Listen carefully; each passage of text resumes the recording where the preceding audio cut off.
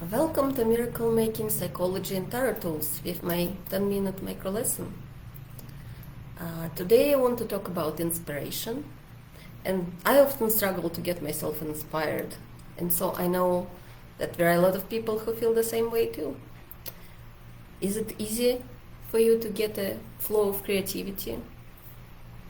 If you struggle, what do you struggle most when it's time to be creative?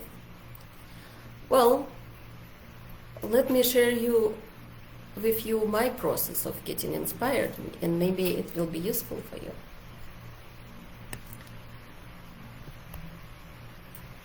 Let's get to know each other. Write your name and comments below. Say hello as you join. Even on the replay, say hello. So, today's topic, how to get inspired when you are completely not feeling it. For those who don't know me, my name is Tatiana Morris, and I'm a conscious relationships expert. I combine the knowledge I have from being a tarot reader, a mental health counselor, and a cosmo-energy healer to help people understand themselves and others, to connect with the universe on a deep level. Well, I spent last 15 years of my life accumulating knowledge in an attempt to understand myself, other people, how life works, and now I want to share what I understood from it with you.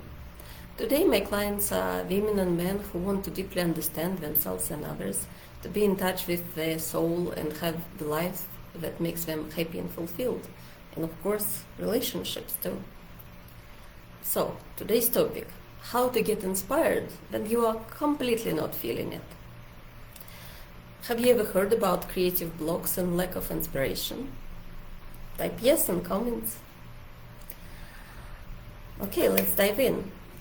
So, inspiration comes through our connection with ourselves, and through being connected with ourselves, we connect to the universe. And so to be inspired, we need to feel ourselves deeply. Do you want to know about that more? Tell me yes below. Tell me yes if you have ever heard about it. Do you know anyone who could benefit from those tips? Write their name below.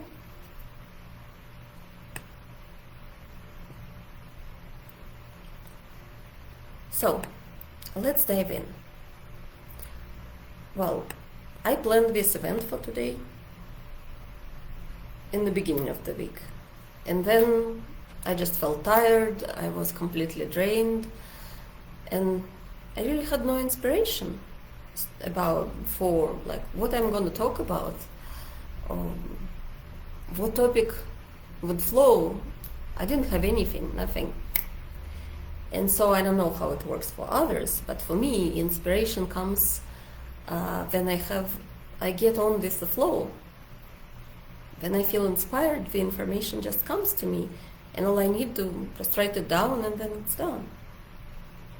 However, how to get on that flow when it's not there, and there is not enough internal resource to kind of pull it through? Well, the answer that I found for myself may seem a little paradoxical. It's to relax and just let it be. If you get inspired, you will. If you don't, you don't. You do it some other time. Working hard and pushing it only makes things worse.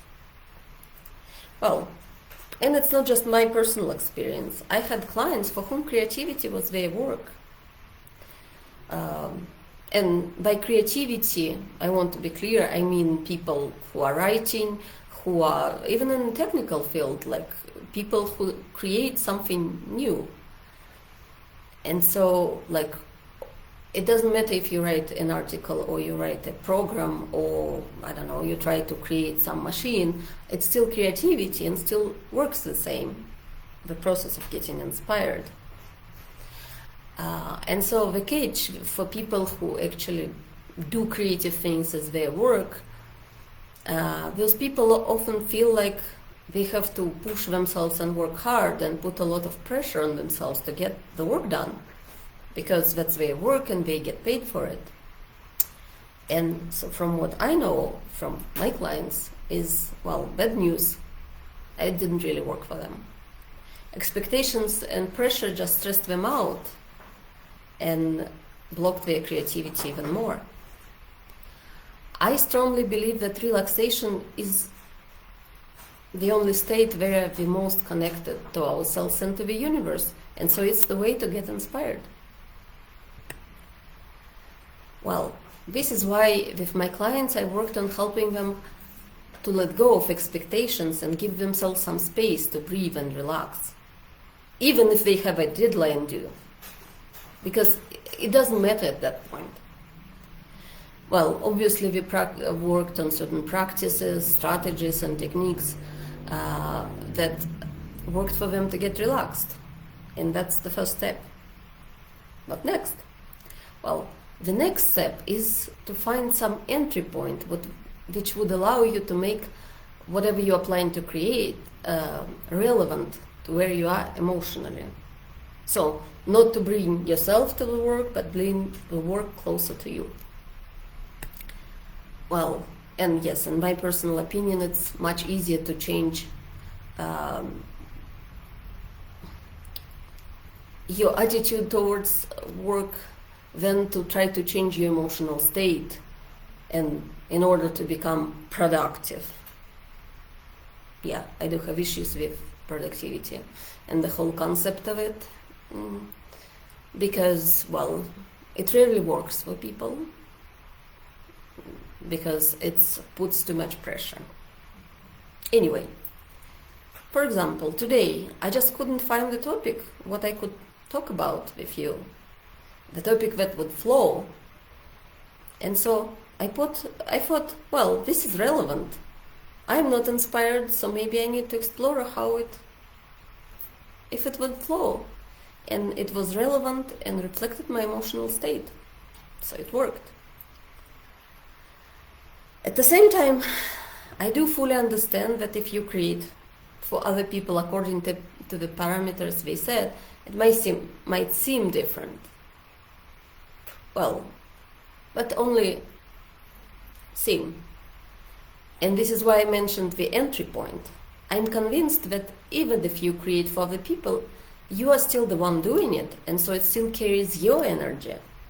And this means that the entry point is still the emotional place inside of you, where you connect with the project, with the work you want to do, and with the parameters that people you work for set. Because I guess if you are a creative worker and whomever sets the parameters and is not the person, with whom you align on any level, it probably would be really hard to work with them and provide what they actually need and what you do naturally, right? So, does this whole process of finding relevance and connecting with the project require some emotional work? Absolutely. But can you do it? Of course. Because it's all about you and how you create and what you create and bring to the world. So that is the second step. The last step, in my opinion, it's the easiest one, to actually do it. So sit and do it. For me, when I go through the entry point, it becomes very easy because there is this infinite source of creativity somewhere out there. And I'm convinced that it's available to everyone, including you. Do you need assistance with connecting to your creativity? Well, this is exactly what I do. I help people remove obstacles to being connected with themselves, with being connected with other people and the universe. Relaxing into accepting and loving yourself shouldn't be a difficult task, but my personal and professional experience proves that it is.